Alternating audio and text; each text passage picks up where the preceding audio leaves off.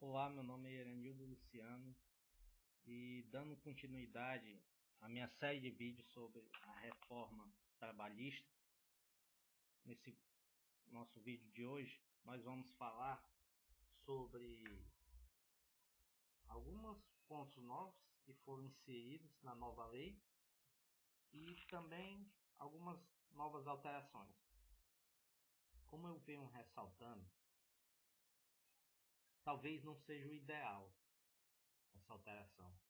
Poderia ter ficado melhor. Mas infelizmente nós vivemos num país em que a politicagem ela é mais importante do que o bem-estar social do povo.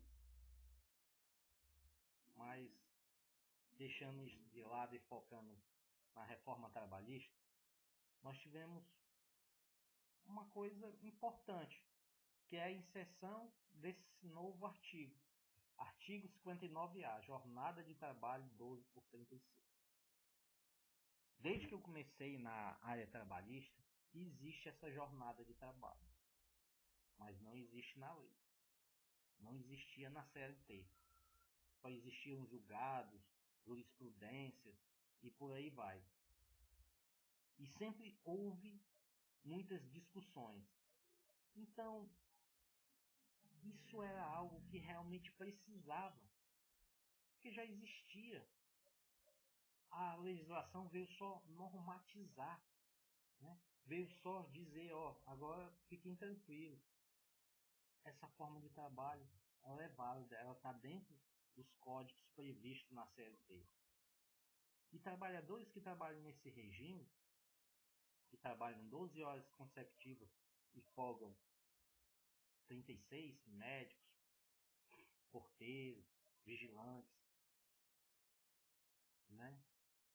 Eu nunca vi nenhum deles dizer que essa hora é prejudicial. E nunca foi comprovado, né, que isso prejudicasse a saúde de alguém. Então era algo necessário, era algo que precisava e era algo importante. Foi mais uma das alterações que veio para dar transparência a essa relação de trabalho. As regras eram muito simples, né? É uma coisa que sempre vai ser facultada entre os empresários e os trabalhadores. Eu queria dizer que acabou-se as convenções coletivas, né? As pessoas, defensores ou contra, né, a reforma trabalhista, acabou com a legislação, acabou com o sindicato, nada. As negociações trabalhistas continuam da mesma forma. Todo ano os sindicatos vão ter que conversar, o sindicato patronal, o sindicato trabalhador vão ter que conversar e ter como objetivo principal o foco nos trabalhadores. Eles vão ter que deixar seus interesses de lado, os empresários patronais e os empresários laborais, e começar a pensar no trabalhador lutando por melhorias de suas classes, porque senão não vão ter as contribuições sindicais que ali na frente nós vamos ver que, graças a Deus, deixou de ser obrigatório.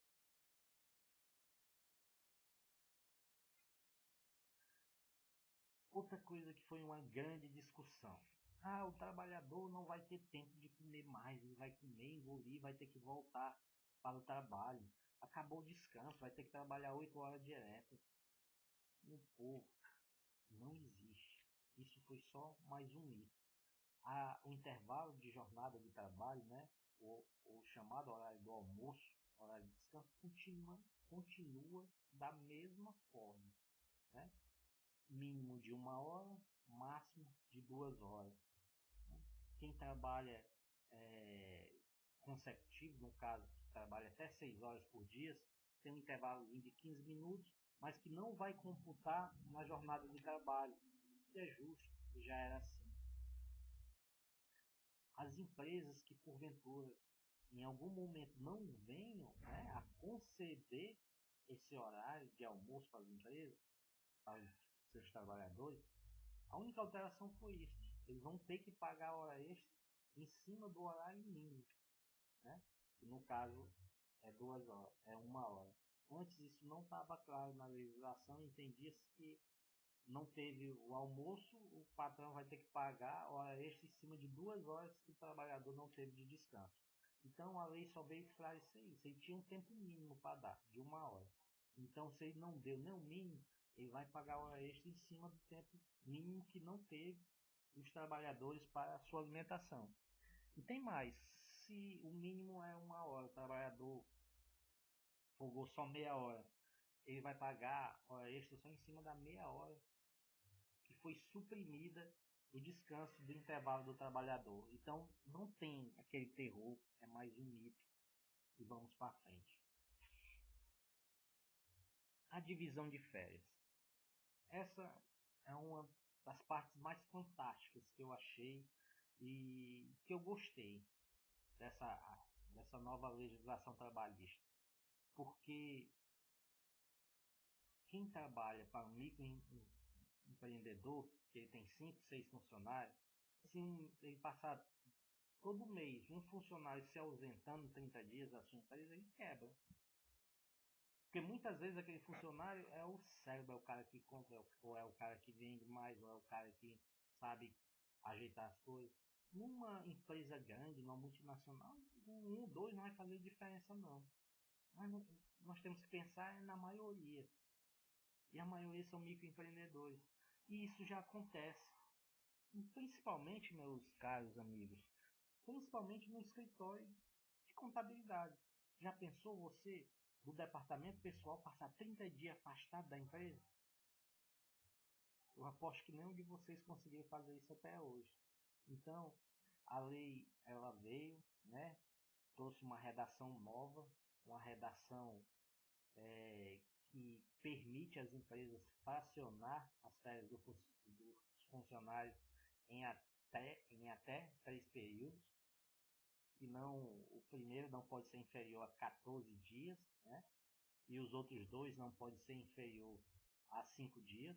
Uma coisa muito importante foi um ponto que os trabalhadores ganharam aqui, é que as férias não podem coincidir, né, em até 2 dias com o descanso semanal do trabalhador. Ou seja, resumindo, a empresa só pode dar férias para o trabalhador começando na segunda, na terça e na quarta, para o trabalhador não perder o final de semana, os descansos semanais, né? E assim ter o seu pleno direito de gozo de férias garantido. Então, esse artigo ele só veio para normatizar algo que já existia.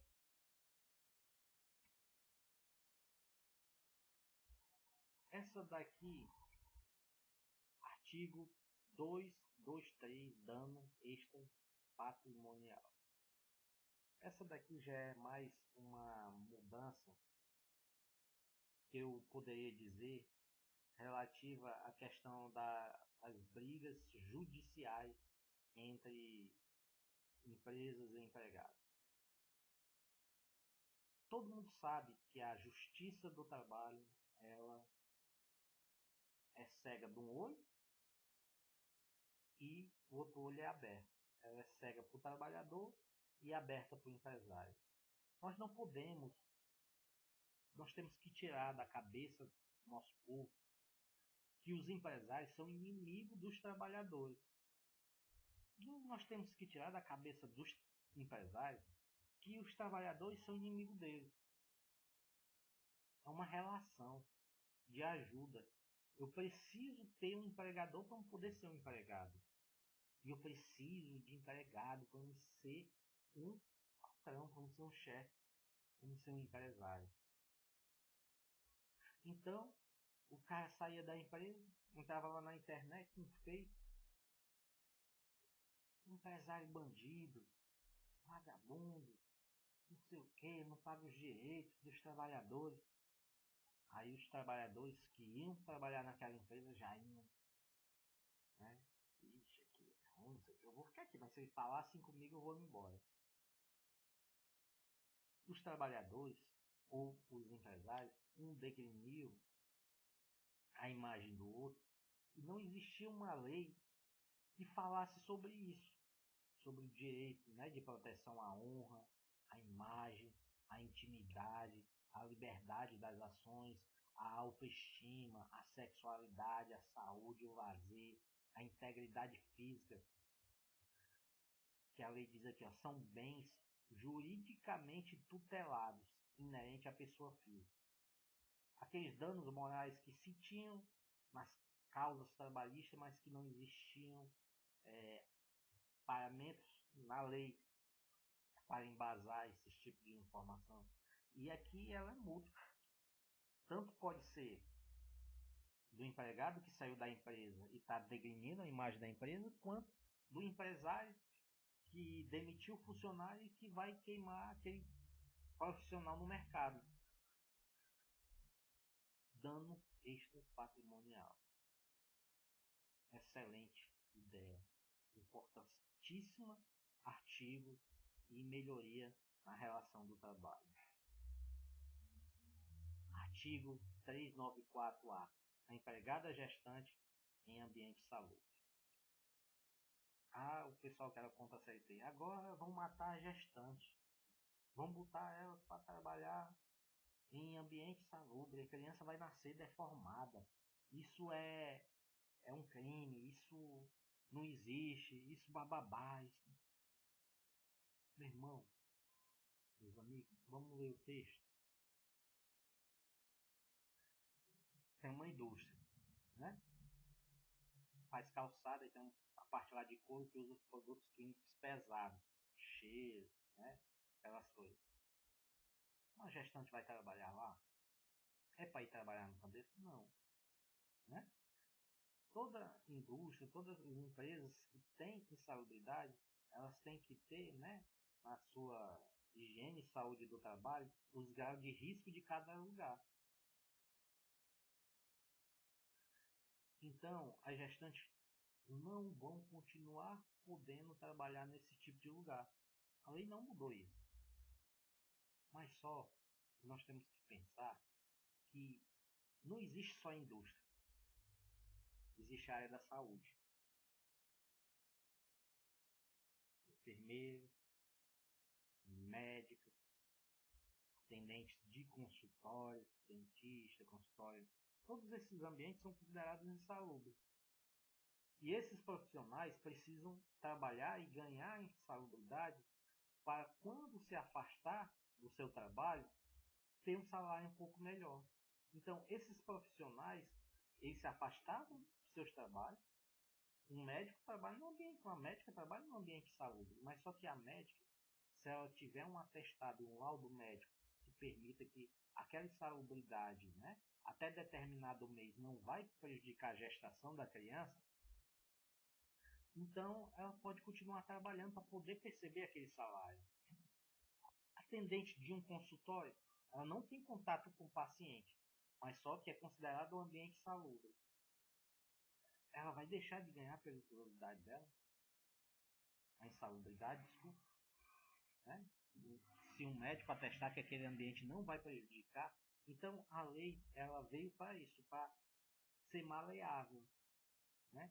Para dividir. Uma coisa é insalubridade que não se pode chegar porque tem laudo médico que diz que uma gestante não pode. Outra são os profissionais que necessitam fazer aquela atividade e que aquele ambiente, mesmo sendo insalubre, não traz perigo para a criança, que é o maior interessado nisso. Então, esse aprimoramento nessa visão desse artigo também foi fundamental para a relação do trabalho. Intervalos para amamentação. Esse artigo também ele é muito importante e também de antemão não houve mudanças significativas. Pelo contrário, só veio acrescentar uma coisa que já existia, que já acontecia, que é esse horário de amamentação poder ser dividido, né? É 1 hora que a mamãe tem para amamentar o seu filho. Então, geralmente se ela acordado as empresas, a funcionária, a empregada, ela ou entrava mais cedo ou saía mais tarde, né? Geralmente, como volta a repetir, ela é funcionária de uma empresa pequena, optante do Simples, e que seu filho não está lá na empresa no berçário, que ela vai ter que tirar um tempozinho e lá dar o peito. Ela está em casa, num lugar distante, que tem que pegar 2 ônibus até chegar lá. Então essa lei só veio para isso, para regulamentar, né, essa situação que já existia, né, dando mais poder de negociação para a mãe, dizer como quer, se quer, né, se for pertinho de casa, uma empresa de bairro, não, vou ali meia hora de manhãzinha amamentar, não, eu vou de tarde ali mais meia hora amamentar. Fica facultado e acordado entre as duas partes, a empresa e o trabalhador. Então, meus amigos, esse aqui foi o meu segundo vídeo, né, voltado para essas discussões. Vão ter mais vídeos, vamos ver os vídeos, vamos conversar, vamos dialogar. Caso eu tenha falado alguma coisa que não está dentro da legislação, podem postar e vamos continuando esse diálogo. Afinal de contas, nós temos o dever de compartilhar o nosso ensinamento, nós temos um dever de compartilhar tudo que aprendemos. Até o próximo.